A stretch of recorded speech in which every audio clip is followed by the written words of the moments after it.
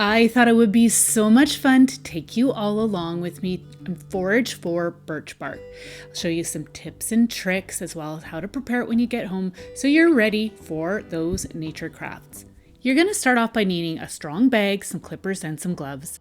You'll also want to be dressed appropriately for the time of year. You're also going to be aware of whether or not you are allowed to forage in certain areas. So you're going to need to check that out for your local area.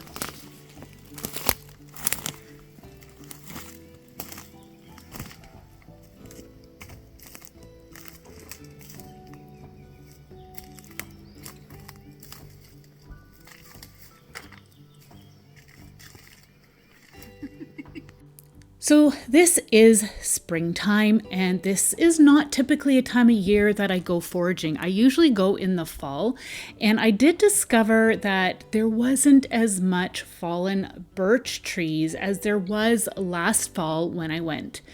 I did manage to find some though, and I did discover that the bark was actually really easy to pull up. You can see I've got some nice pieces here. Once in a while I did struggle to get it up, but that's when I would use my clippers to clip into the birch bark to remove some of it. So I'm just going around looking for fallen logs to harvest this birch bark. Some of it is quite dirty, so you are going to have to clean it up as you go along. But you can see I got some beautiful pieces.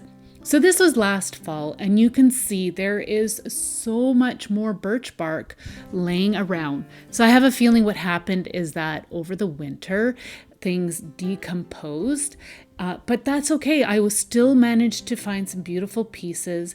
So you just please keep in mind, you must search out fallen birch trees. So here I found a nice log here, and I was able to get some of the pieces off, but I did struggle a bit. So here I'm just going to take my clippers and I'm going to clip right into the bark, and then that will peel it off. I think what happened was that some water got in there and then it swelled, preventing me from being able to shake out the inner contents. So you can see how much debris is on here. So I'm just going to take my clippers and just scrape some of that off, and then I am just going to place it into my bag and I will treat it when I get home. These are some standing birch trees, and you'll see that there is lots of loose pieces on the trees, but you don't want to pick from the trees. You could end up damaging the trees, and we don't want that to happen. So I leave these ones alone, and I only forage from the forest floor. So I went walking around in the bush, and I discovered these large trees that had fallen, and the pieces were absolutely amazing. So I decided to harvest some of these as well. Take a walk in the forest, just be mindful of where you're stepping. So here is the beautiful lake where we were at. We love going here. This was the same lake I went to last fall with my husband. I'm going to have all those videos linked down below for you, as well as some other foraging videos and what to do with all the different foraging finds, but we're specifically focusing on birch bark today. So you can see I've got some of my pieces here at home. If there's any bugs in any of these pieces, I just throw those out.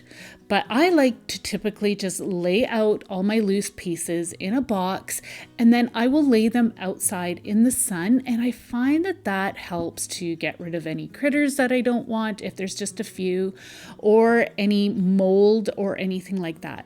Here is a piece, a large piece. You can see all the debris on it. So I'm going to try to scrape some of this off. I am going to be using my gloves. I just find that it's easier to grip and get a hold of the pieces. And I'm going to just slowly work at picking some of that extra debris off. Now, I will say that sometimes these pieces do have mold on them. So if that's the case, you can put these in the oven. I do highly recommend that you just do it at a lower heat, and you should keep an eye on it because we don't want this to burn. So you can see how beautiful this piece is. I'm just going to cut it down into a more manageable piece so it'll fit on my tray and inside my oven.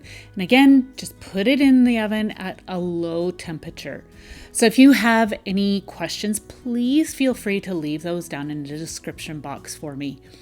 So I'm just going to, after it's been done being in the oven, I'm going to lay them out on a heavy duty piece of wood here and put some weight on top. And then I am going to add some books on there, and that will help to keep them nice and flat so you've got lots of great pieces to use for your crafting needs.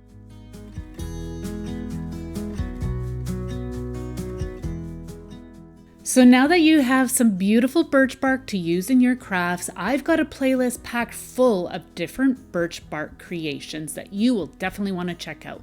I want to thank you so much for joining me today, and we will see you in the next one. Take care. Bye.